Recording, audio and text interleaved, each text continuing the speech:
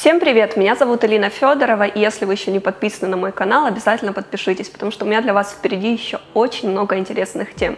И также Инстаграм, куда же без него, там вы сможете узнать о моей жизни немножко больше. Сегодня у меня для вас очень интересная и, главное, актуальная тема, как мне кажется, о том, как полюбить себя и свои недостатки. Особенно в данный период времени, когда у многих хандра, так называемая осенняя депрессия, нам кажется, что у нас просто сплошные недостатки, что у нас все не так, просто хуже не бывает, то вопрос о том, как полюбить себя, становится еще более острым, более актуальным. И я вам скажу, ребят, так, что у нас все идет с головы, поэтому мы в первую очередь должны работать над ней, а потом уже только над нашей внешностью, потому что если у нас внутри какая-то дисгармония, какая-то неудовлетворенность, то как бы мы ни меняли свою внешность, мы все равно не будем довольны, и даже если вы там, допустим, похудеете, вы все равно найдете какие-то в себе недостатки другие, вы будете сравнивать себя с другими людьми не в свою пользу. Поэтому, как я говорю, все идет от восприятия себя. Мы должны поработать над этим, а только потом уже работать над нашей внешностью. Что же является причиной, почему у человека может быть низкая самооценка, либо даже нелюбовь к себе? Мне кажется, что в большинстве случаев все идет с детства, потому что когда ребенка недохвалили когда-то, когда ему уделяли недостаточно внимания, то есть не хватало какой-то родительской любви, либо наоборот его даже там осуждали, либо критиковали, это могло очень отрицательным образом на нем сказаться. И мне кажется, что те родители, которые боятся перехвалить ребенка, мол, потому что может вырасти эгоист, лучше бы наоборот, они боялись недохвалить его. Я очень благодарна своим родителям за то, что они мне с самого раннего детства говорили о том, какая у них красивая, какая у них умная, в общем, самая лучшая. И все это мне очень помогло стать уверенным в себе человеком. Также родители меня никогда не критиковали и всегда мне доверяли. Поэтому у меня всегда было вот это вот ощущение, что я всего смогу добиться в этой жизни, что все, что я делаю, это правильно, что я красивый, хороший человек. И мне кажется, что главная задача родителей — это как раз-таки вселить в своего ребенка вот эти ощущения. Только тогда он сможет вырасти полноценной, счастливой, гармоничной личностью. И если, ребят, вы понимаете, что да, ваши какие-то комплексы либо неуверенность в себе идет из детства, не нужно тут же ругать родителей, потому что, несмотря на то, что они взрослее, они обычные люди, которые совершали ошибки, которые учились, в том числе и быть родителями. В силу каких-то обстоятельств они поступали так или иначе. И не нужно просто брать это все на свой личный счет.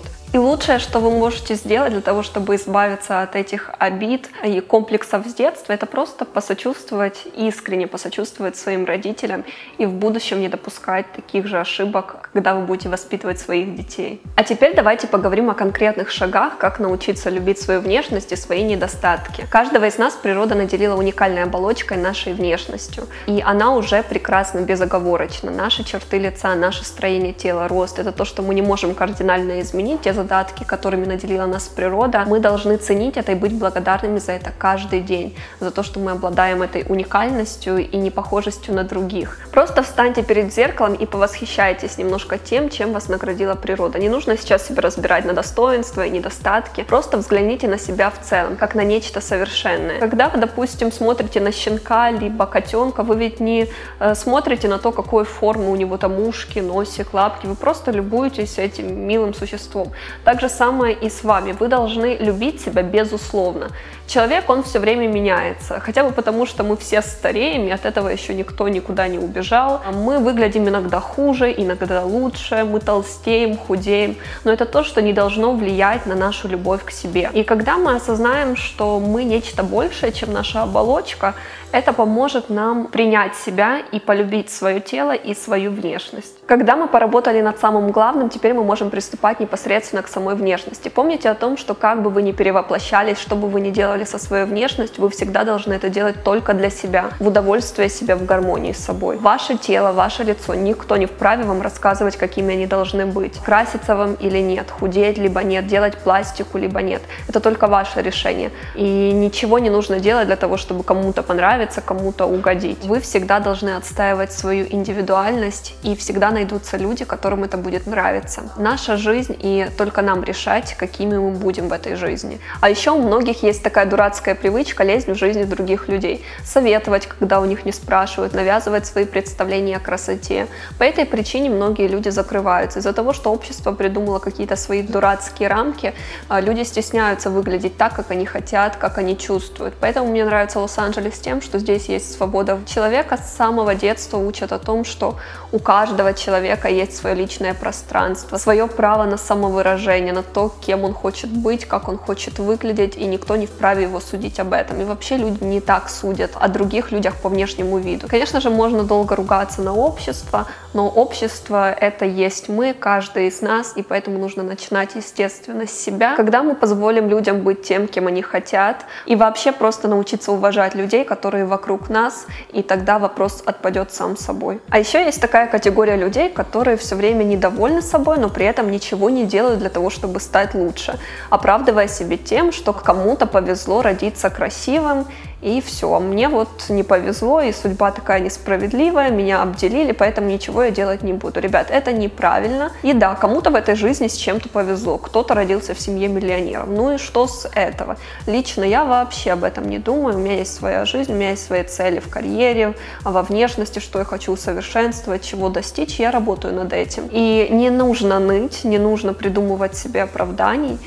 Нужно набраться целеустремленности и просто составить список того, чем вы недовольны, и каждый день работать над этим, шаг за шагом, приближая себя к вашей цели. Когда вы смотрите фотографии в Инстаграме девушек, которые вам нравятся, они вас должны только мотивировать, ни в коем случае не вызывать чувство зависти, либо ощущение того, что «О, я такой никогда не буду». Ребят, все вы сможете, все вы будете, и будете даже лучше, если захотите. Все зависит только от вашего желания, от вашего усердия и целеустремленности. И я говорила и буду говорить о том, что нет особенных людей. Все люди изначально обычные, одинаковые, но одних от других отличает только работа над собой, которую, в принципе, способен делать каждый, но не каждый это делает в силу того, что он ленится. Поэтому вывод: не придумывать себе оправданий, не лениться и находить свою собственную мотивацию и работать каждый день над собой. Еще не нужно идеализировать людей. Если вам кажется, что какая-то известная модель либо актриса идеальна, то вам так только кажется. Абсолютно у всех у них есть свои изъяны, какие-то недостатки, но их какая-то внутренняя энергетика, их уверенность в себе заставляет людей верить в то, что даже их изъяны — это никакие не изъяны, а наоборот особенность. На самом деле множество актрис, моделей, они бы не стали известными эталонами красоты, если бы они не были такими работящими, харизматичными. То есть это говорит о том, что очень важно вот это вот внутреннее наполнение, то, что может развить, в принципе, в себе каждый человек. И если вы еще заметили, что людям очень легко внушить то, что ты красив, на самом деле, как это происходит? Вот снялась какая-то актриса в удачном фильме, всем полюбился ее персонаж, и тут же люди ее внесли в список самых красивых там женщин. Все СМИ пишут о том, что она такая красивая, женщина года, самая обаятельная, сексуальная. И даже если вам эта девушка не так уж сильно и нравилась, но когда об этом все говорят, все об этом пишут, вы невольно замечаете, что, ну да, наверное, если ее признали, она и вправду красивая. И на самом деле это очень просто. И вы тоже можете внушить другим людям, что вы привлекательны и красивы, если будете уверены в себе, например, в вашем коллективе, в вашей группе. Работа над недостатками. Иногда их нужно исправлять, а иногда мы можем обратить их в свое достоинство. Например, если нам нужно поработать над телом, то тут все зависит от нас, насколько мы будем усердно работать в спортзале.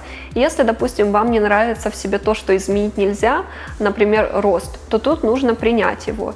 И помните о том, что ощущать себя можно по-разному, имея то же самое. Например, какая-то низенькая девочка может чувствовать себя дюймовочкой, хрупкой, вторая такого же роста может комплексовать и чувствовать себя недорослью. Высокая девушка может радоваться своей модельной подиумной походке, а вторая, наоборот, сутулиться, комплексовать и чувствовать себя громоздкой. Все зависит от нас. Мы сами себя определяем и решаем, кем мы будем. И самое главное, что окружающие нас люди чувствуют это, чувствуют то, как мы сами себя ощущаем, и относятся к нам соответствующе. Всем спасибо за просмотр этого видео, я вам желаю гармонии и любви к себе, а мы с вами увидимся в новых видео. Пока, ребят!